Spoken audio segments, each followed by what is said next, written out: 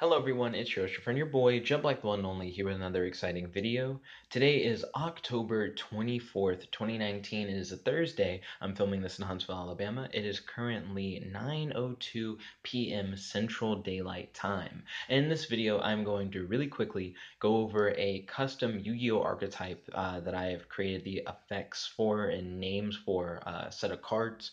The archetype is called Damage Reflector. So I'm just going to be covering a very quick 4-card custom archetype that, like I said, I've written out like the titles of the cards and the effects of the cards and everything.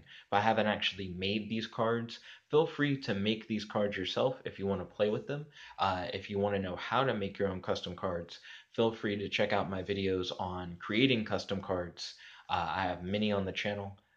Duelingbook is the best website for you to do it if you want to actually play with other people online. But without further ado, let's start actually discussing the Damage Reflector archetype. So the most important card in this archetype is Ultimate Damage Reflector. Also, all of the cards in this archetype are spell cards. So Ultimate Damage Reflector. Once per turn during your main phase, you can reveal this card in your hand to make your opponent take any damage you would take from battle or card effect until the end of your opponent's next turn. So a big gimmick of the Damage Reflector archetype is to make your opponent take the damage that you would have taken, whether it be by battle or card effect. An Ultimate Damage Reflector makes your opponent take the damage for both battle and card effect. It's an effect that activates in the hand, which is going to make it harder for people to actually deal with it.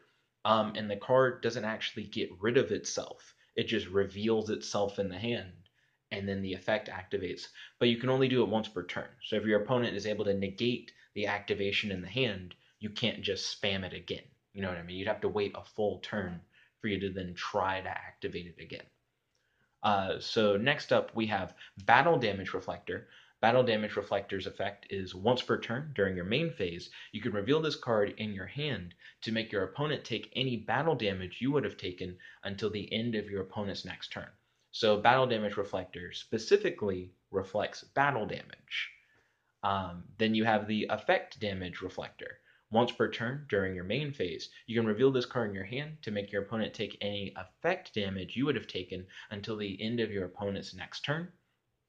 And then the final card of the archetype, this is kind of the jack of all trades card that I feel like really gives this deck more utility, Damage Reflector Converter. So the whole point of Converter is to turn your damage reflectors into other functions that you would want to have in a Yu-Gi-Oh deck.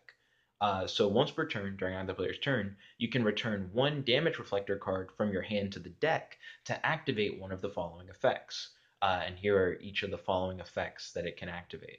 The first one being, negate the effect of and shuffle one card on the field in either player's graveyard or in either player's hand into the deck. So that's like the removal option that Damage Reflector Converter has. The second effect is inflict 500 damage to your opponent. So that's just straight inflict burn damage to your opponent to allow you to actually convert Damage Reflector cards into burn. So it allows you to burn your opponent or do removal, non-destruction removal, which is pretty powerful. And then the last effect that Damage Reflector Converter can do is you can add one Damage Reflector card, except Damage Reflector Converter, from your deck or graveyard to your hand. So Damage Reflector Converter, it's a once per turn card that you activate by revealing cards in your hand that allows you to negate and remove cards from like the hand, field, or graveyard, burn your opponent, or search out another Damage Reflector card. So that's the archetype as a whole. Those 4 spell cards: Ultimate Damage Reflector, Battle Damage Reflector, Effect Damage Reflector, and Damage Reflector Converter. What are you guys' thoughts on this archetype? What do you think would make this archetype better? What did you like about it? What did you dislike about it? Feel free to tell me in the comment section below. I'd like to thank you all once again for watching.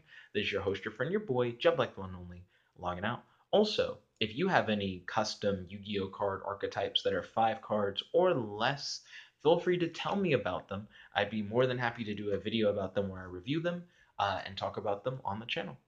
Thank you guys again, and peace.